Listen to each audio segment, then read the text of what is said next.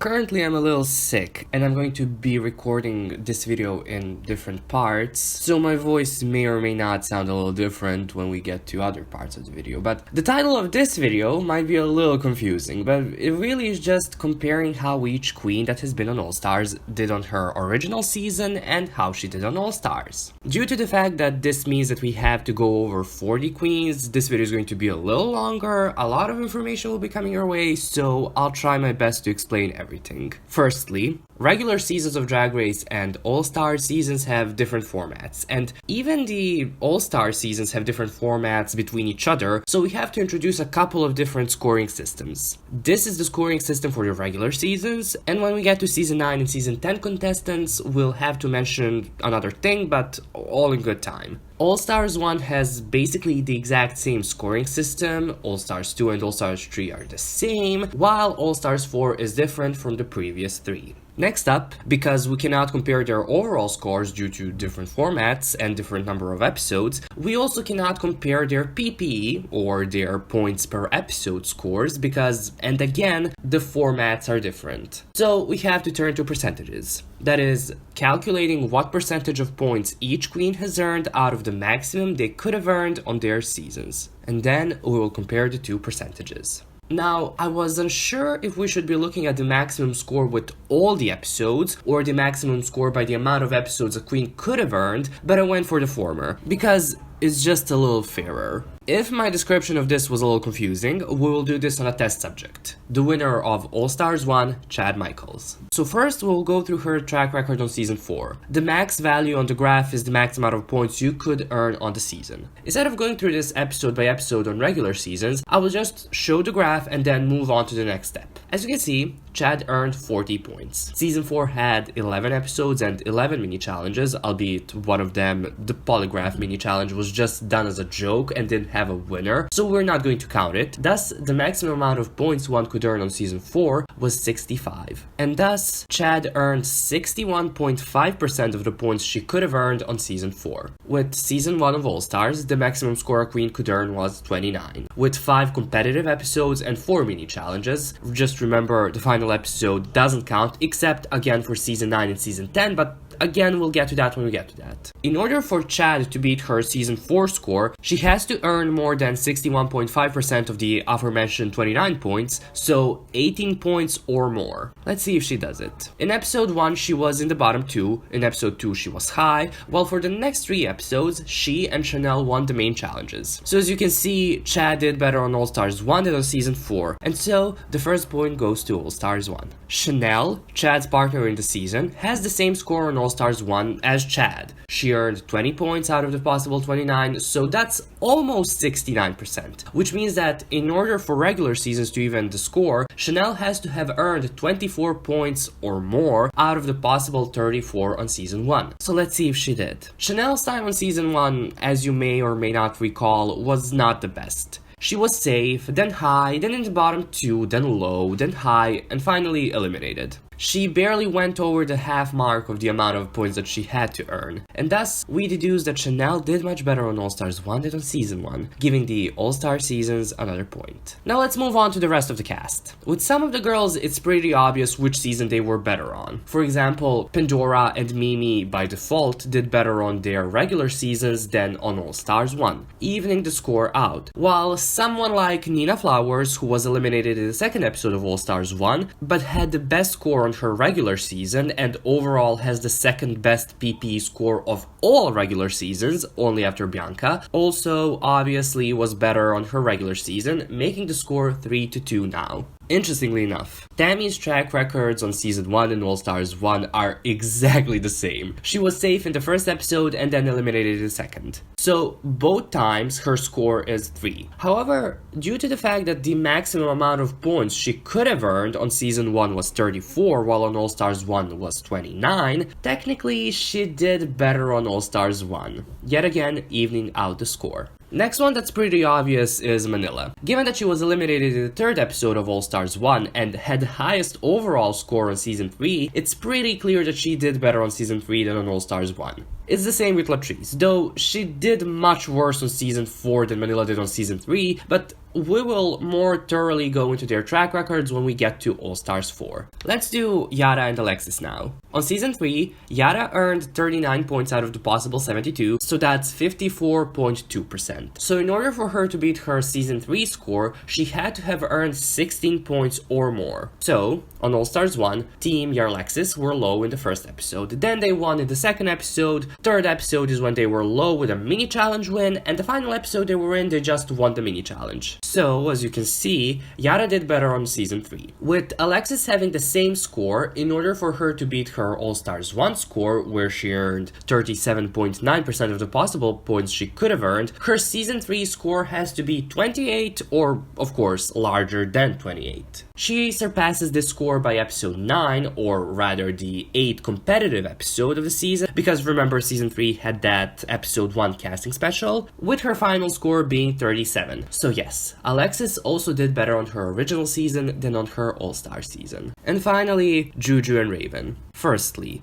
the maximum amount of points a queen could earn on season 2 was 54. Now, I can tell you without even calculating percentages for Raven that she for sure did better on season 2 than on All Stars 1, but if you don't believe me, you can calculate it for yourself. However, with Jujubee, I'm not so sure. Because she never won a main challenge on either season and was in the bottom 2-3 times, again on both seasons that she was on, and she was in all the competitive episodes, so it's not that clear. So on season 2, Juju earned 24 points out of the aforementioned 54 points, so she earned 44.4% of the points she could have. In order for her All Stars 1 performance to beat her season 2 performance, she will have to have earned more than or exactly 13 points. Well, let's see if she did. So in the first episode, she was high, while in the second, she was low with a mini challenge win. And then, in the next 3 episodes, Raven and Jujubee were in the bottom 2, but in episode 5, they also won the mini challenge. So, as you can see, Juju came kinda close to beating her season 2 track record, but she didn't do it, making her yet another girl who did better on her regular season than on All Stars. And now, after doing All Stars 1 queens, the score between the seasons is 9-3, with Pandora, Mimi, Nina, Manila, Latrice, Yara, Alexis, Raven, and Juju doing better on their regular seasons, while Chad, Chanel, and Tammy did better on All Stars. Let's move on to All Stars 2. First, we will take out the obvious ones out of the way. Coco, Ginger, Fifi, Tatiana, Adore, and Roxy all did better on their original seasons than on All Stars. And that's pretty clear to see, but again, if you don't believe me, you can calculate it for yourself. Next up, we'll do the winner, Alaska. So in season 5, Alaska earned 43 points out of the possible 66, or 65.2% of the points. In order for her to beat her season 5 score, on All Stars 2, she had to have earned 25 points or more, so 25 out of the possible 37. Let's see if she did. So, Alaska was high in the first episode with a mini challenge win, then she won the top 2 lip sync against Katya, even though she broke the rules and made physical contact with her, and then in episode 3 she was just safe, while in episode 4 she yet again won the top 2 lip sync even though she didn't answer the runway's theme, and she again broke the rules during the lip sync and made physical contact with Fifi. How did she get away with so much bullshit? Anyways, in episode 5, she, through her partner Alyssa, won the main challenge yet again. Alaska beats her season 5 score in the 6th episode where she wins both the mini and the maxi challenge. Alaska ended the season with 28 points out of the possible 37. And currently, the score between the seasons is 15-4. Next, we'll do Alyssa. On season 5, Alyssa earned 23 points out of the possible 66, so just a little over 1/3, or more precisely, 34.8%. In order for her to beat this score on All Stars, she had to have earned 13 points or more. So let's see. She was safe in the first 2 episodes, then she won the top 2 lip sync against Detox, then she was eliminated in the next episode, but then the episode after that she was brought back after co-winning the lip sync with Tatiana. By episode 5, Alyssa beat her season 5 score, and just like Alaska, she did better on All Stars. Alyssa finished season 2 of All Stars with 16 points. The final season 5 girl that we're gonna do is Detox. Detox earned 33 points on season 5. Her score is helped a little with her 5 mini challenge wins, but anyways, she earned exactly 50% of the points she could have earned on her original season, and so, in order for her to beat that score, she had to have earned 19 points or more on All Stars 2. The answer to if Detox did better on season 5 or All Stars is unanswered all the way up to the final episode. As you can see, by episode 7 she has 16 points, and in order for her to beat her season 5 score, she needed to have been high in the top 2 or win the lip sync for her legacy in the final competitive episode, which was episode 7. And as you may or may not remember, she won the lip sync against Katya. So Detox also did better on All Stars than on her regular season, making the score 15-6. The final All Stars 2 girl is Katya. She earned 37 points in season 7, believe it or not, more than Pearl, but less than Kennedy, Violet, and Ginger in that order. Season 7 had 11 competitive episodes with 9 mini challenges, though the first mini challenge was judged with the first maxi challenge, so we cannot count it. So that's 11 maxi and 8 mini challenges, so 63 points overall. So Katya earned 58.7% of the possible points she could have earned on her season. In order for her to beat that on All Stars, she had to have earned 22 points or more. So again, let's see if she did. So Katya was safe, high, set up to fail, in the bottom 3 for literally no reason, safe with Ginger, and as you can see, there's no chance of her crossing that red line now. She ended the season with 18 points, which means that she did better on season 7 than on All Stars 2, making the score between the seasons 16-6. When it comes to All Stars 3, I feel like we'll have to do much more comparison than with the previous 2 seasons, mostly due to the fact that not a single queen, except for BB of course, reached the top 3 of their original seasons. However, we can immediately discard Morgan, Chi-Chi, and my fave Torji, who of course did better on their original seasons. The rest, however, we'll have to compare, so I'll try to keep each one of these as short as possible. Let's start with Milk. See, for a hot second, I wanted to put Milk up with Morgan, Chi-Chi, and Torji, but I wasn't 100% sure. Season 6 had 11 episodes, though the first 2 episodes we count as 1, so 10 episodes, and then 10 mini challenges, but episode 1 and episode 2's mini challenges we will count as 1, and season 6 had that 1 mini challenge that was very questionable and didn't make air in re-releases and re-airings, so 8 mini challenges, so 58 points total. On season 6, Milk earned 14 points. This means that Milk earned 24.1% of the points she could have earned on her original season. On All Stars 3, the maximum amount of points a queen could earn was 37, just like with All Stars 2, so in order for All Stars 3 Milk to beat season 6 Milk's score, she had to have earned just 9 points, or more than 9 points of course. And, well, she doesn't really get close to that, given that she earned only 4 points on All Stars 3, making the score 20-6. Now that we're on season 6 still, let's see how Ben de la Creme will do. On season 6, she earned 35 points, again out of the possible 58, which is approximately 60.3%. In order for Ben de la Christ to beat Ben de la Creme, she had to have earned 23 points or more on All Stars 3. And did she do it? Well, even without being on all 7 competitive episodes, yeah, she did. Thus, Ben de la Creme joins Chad, Chanel, Tammy, Alaska, Alyssa, and Detox. Next up, we're gonna do another favorite of mine, Aja. But before we do, it's finally time to explain something about seasons 9 and 10. Well, these seasons had the lip sync for the crown format in the finale, meaning that the finale episode itself was still a competitive episode. This means that queens, based on how they did in the finale, also got points. We'll look at the final lip sync in the finale as the top 2 lip sync. The losers of that lip sync get 4 points and the winner gets 5 points. And so, season 9. Aja's original season has 12 competitive episodes with 3 mini challenges, so the maximum amount of points Aja could have earned was 63. However, she earned only 17 points, or just a little under 27%. That means that her score to beat on All Stars 3 is 10. And she does beat it, though barely so, but she does manage to do it, ending the season with 11 points. Let's go with BB now. In season 1, she earned 21 points out of the possible 34, which is 61.8%, so her score to beat is 23. And she doesn't do it, even with the insane amount of times that she was favored on the season. Now Shanji. Given that she was on seasons 2 and 3, we're gonna be looking at both cases. For the first one, she was on season 2, she earned 0 points, so by default she did better on All Stars, bringing the score to 22-9.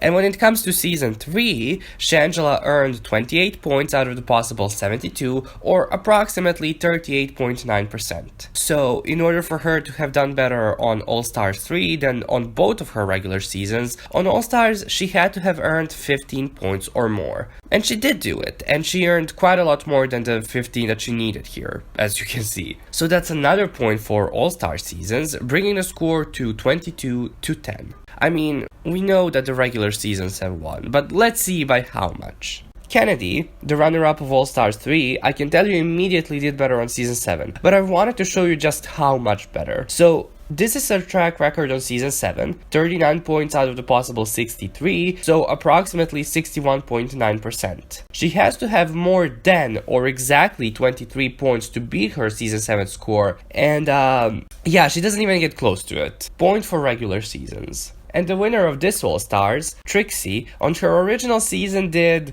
okay. You know, she had 16 points out of the possible 63. Her win with Pearl does not count because she wasn't competing. That was all Pearl. So that's 25.4% of the 63. Does All Stars 3 Trixie beat Season 7 Trixie? Does All Stars 3 Trixie have more than or exactly 10 points? I mean, yeah, of course she does. Trixie finished All Stars 3 with 17 points, and with her, we're done with All Stars 3, bringing the score to 23-11. And finally, All Stars 4. Like with the previous seasons, let's take out the obvious ones. Jasmine, Farah, who did better on season 7 and 9 respectively, and Monique, who did better on All Stars, so we're at 25-12. I left Gia out of this cause, just like Milk, I couldn't be 100% sure when it comes to her. So in season 6, Gia earned 11 points out of the possible 58, so that's 19%. So in order for All Stars 4 Gia to beat season 6 Gia, she had to have earned exactly or more than 10 points out of the possible 49 a queen could earn on All Stars 4. Remember, All Stars 4's point system is a little different because they randomly decided to have the low placement implemented back into the rankings. So, does Gia manage to beat her season 6 track record? No ma'am. Much like Milk, she was saved twice and then eliminated. We'll be doing the girls in order of worst to best BP scores on All Stars 4, so next up is Latrice Royale. On season 4, Latrice earned 31 points out of the possible 65, so 47.7%. Season 4 Latrice did better than All Stars 1 Latrice, so let's see if this is gonna be a reverse Shangela moment, and if season 4 Latrice did better than All Stars 4 Latrice. The score to reach or beat here is 24. And yeah, this is a reverse Shangela situation, given that Latrice earned only 16 points on All Stars 4. Next up, it's her, Valentina. Valentina ganó 30 puntos en la temporada 9, donde el máximo era 63. Así que Valentina ganó 47,6% del máximo. El puntaje que ella tiene que vencer en All Stars 4 es 24.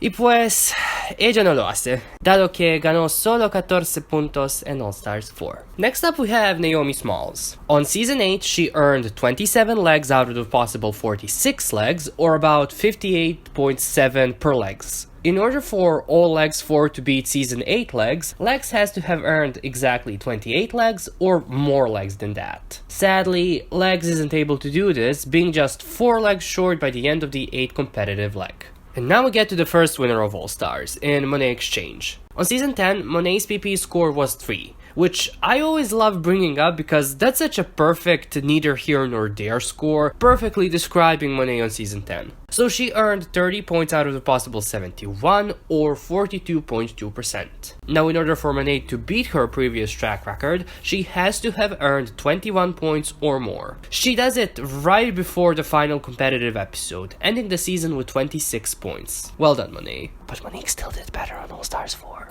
Next girly girl is Manila Luzon. As previously mentioned, Manila had the highest overall score on season 3, with 46 points out of possible 72, so 63.9%. She has to have earned 32 points or more, of course, on All Stars 4 in order to have beaten her season 3 track record. Listen, Manila did great on All Stars 4, but not so great, ending the season with 25 points. Interestingly enough, the only way Manila could have beaten her season 3 score was if she hadn't been eliminated in episode 8 and then won the top 2 lip sync in the final competitive episode. But alas, she didn't. The final girl we're gonna be looking at in this video is the queen who statistically did the best on All Stars 4, Trinity the Tuck. After being beaten by Peppermint in the lip sync to Stronger, Trinity ended season 9 with 37 points out of the possible 63, so just a little over 58.7%. In order for Trinity to have beaten her season 9 self, she has to have earned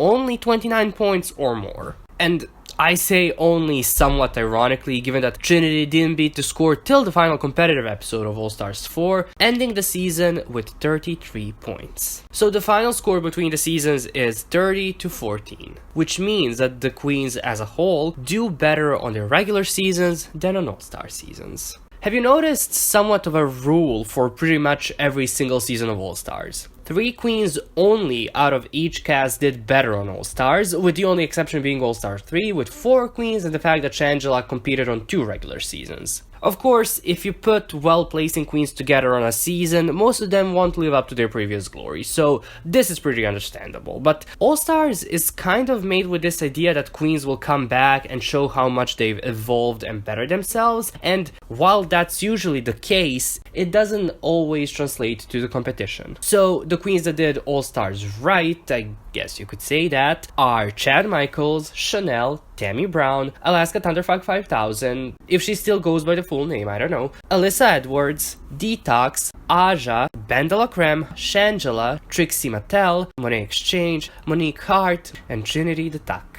All 5 winners are here amongst these 13, as they should be.